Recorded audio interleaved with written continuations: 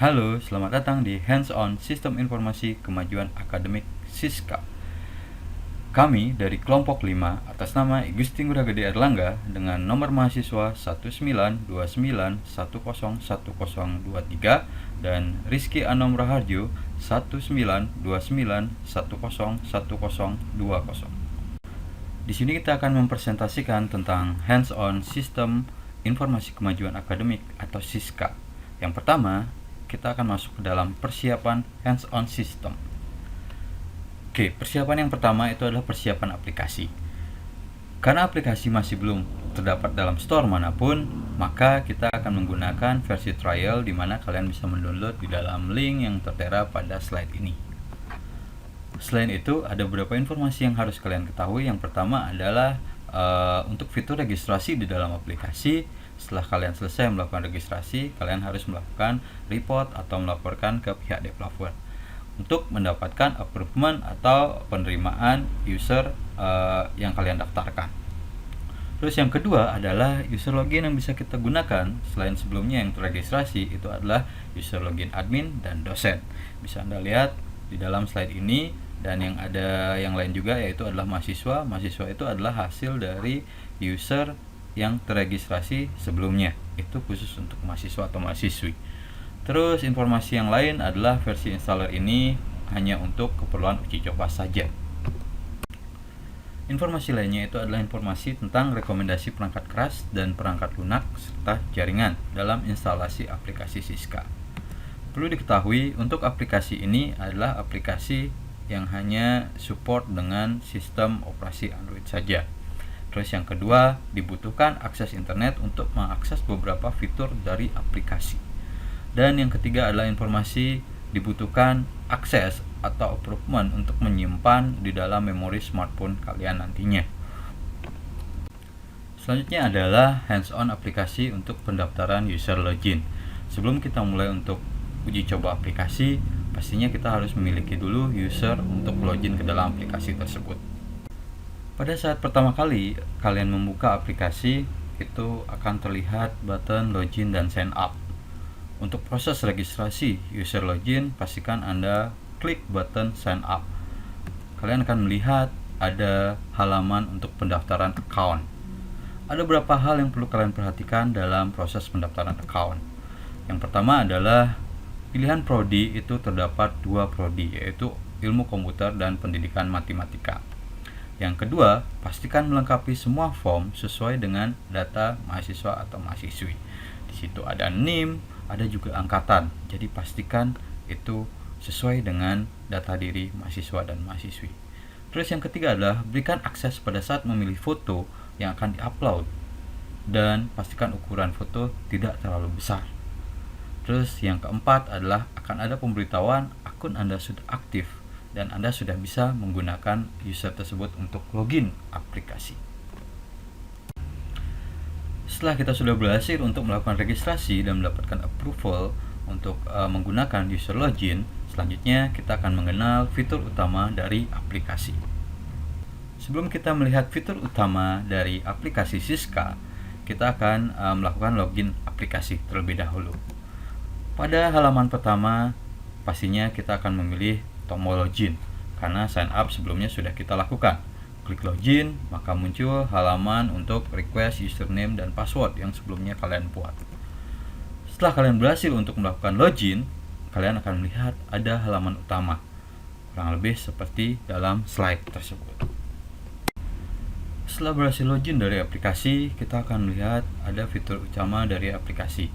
Yang pertama ada fitur berita, yang kedua ada fitur jadwal, yang ketiga ada fitur penelitian, yang keempat ada fitur notifikasi, dan yang terakhir adalah fitur profile.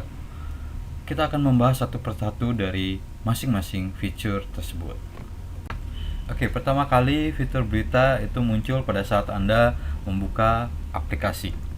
Apa isinya fitur berita? Pastinya ini adalah informasi terkait kampus Undiksa. Ya, secara general, secara umum yang di-create atau dibuat oleh admin atau administrator. Terus pada saat Anda klik salah satu informasi dari berita tersebut, Anda akan melihat tampilan seperti yang kedua, yaitu isi berita, di mana di sana terdapat header atau kepala dari gambar, terus di sana juga terdapat judul berita dan isi secara lengkap. Fitur kedua itu adalah fitur jadwal. Apa isi fitur jadwal ini? Fitur jadwal berisi tentang jadwal-jadwal ujian yang sudah di-approve atau sudah disetujui oleh pihak kampus Undiksa. Di dalam satu informasi ujian itu terdapat berbagai informasi detail yang pastinya ada di sana tanggal ujiannya kapan, terus jenis ujiannya di sana dibagi atas ujian proposal, ujian pratesis atau ujian tesis, dan informasi yang lain seperti nama mahasiswa atau mahasiswi, kelas mahasiswa dan mahasiswi, dan pastinya judul yang akan diujikan serta keterlibatan dosen, jam ujian yang pastinya sudah detail. Selanjutnya fitur ketiga itu adalah fitur penelitian. Di dalam fitur penelitian ini adalah fitur kumpulan informasi tentang penelitian yang sudah disetujui oleh pihak kampus Undiksa. Jadi di sana kalian akan melihat dalam sebuah informasi penelitian itu ada tahun penelitiannya kapan, terus statusnya penelitian itu aktif atau tidak aktif, namanya juga, terus judul dari penelitian tersebut apa, dosen yang terlibat dalam penelitian, dan kalian juga akan melihat beberapa subfitur. Contohnya seperti timeline, itu akan melihat kondisi penelitian seperti apa. Kalian juga mampu mendownload file proposalnya, download file tesisnya, di mana untuk sistem download pada aplikasi ini dibutuhkan hak akses dari pemilik smartphone untuk memberikan atau menyetujui menyimpan file-file yang akan di-download.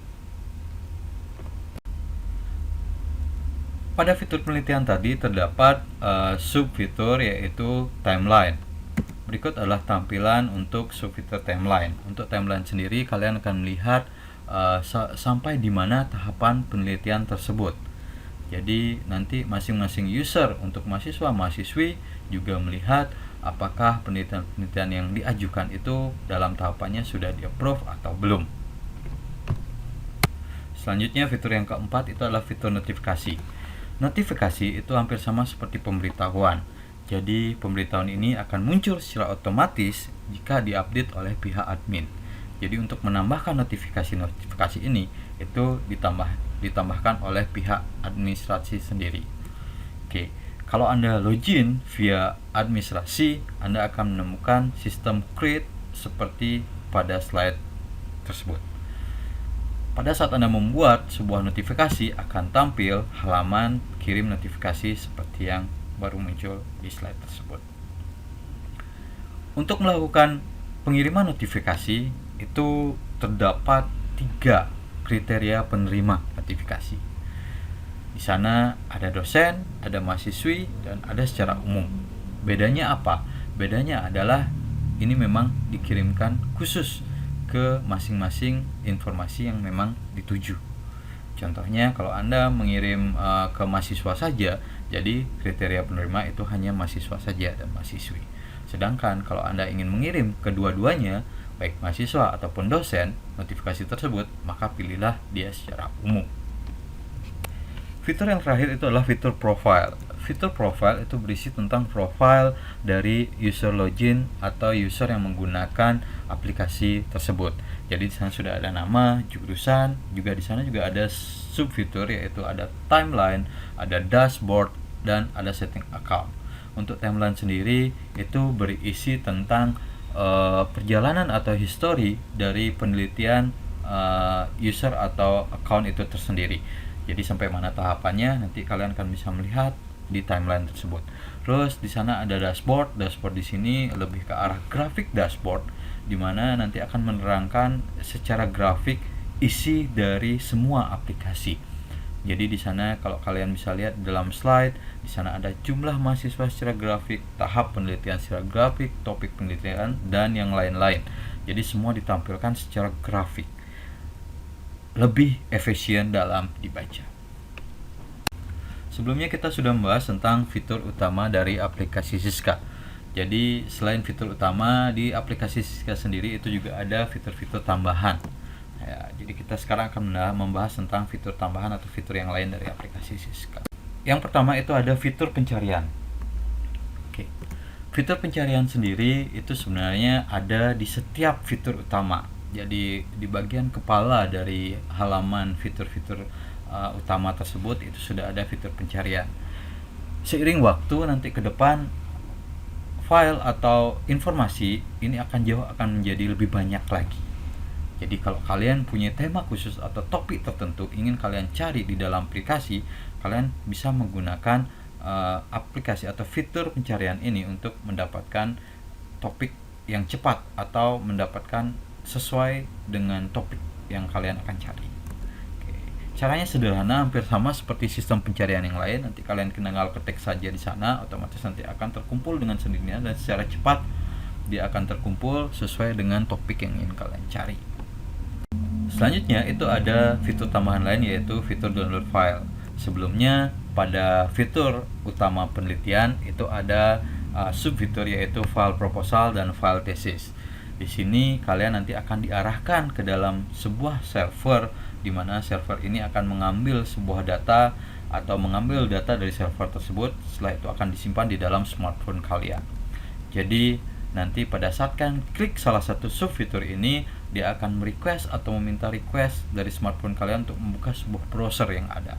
Pilih saja salah satu, yang mana saja boleh. Nanti pada saat kalian memilih browser dari smartphone kalian, itu akan muncul tanda download dalam posisi di atas dari smartphone kalian. Nanti kurang lebih gambarnya seperti tanda panah. Ya, tunggu proses download hingga selesai. Setelah itu file akan tersimpan secara otomatis di dalam smartphone kalian dan kalian bisa membacanya dengan aplikasi pembaca dokumen pastinya. Seperti itu. Dokumen ini lebih banyak berbentuk doc atau doc. Baik, itu saja yang bisa saya sampaikan dalam hands-on aplikasi Siska ini. Terima kasih banyak sudah mau menyimak. Kami dari kelompok 5, yaitu Ibu Siung Ragede Erlangga dan Rizky Anam Raharjo, mengucapkan terima kasih dan sampai jumpa.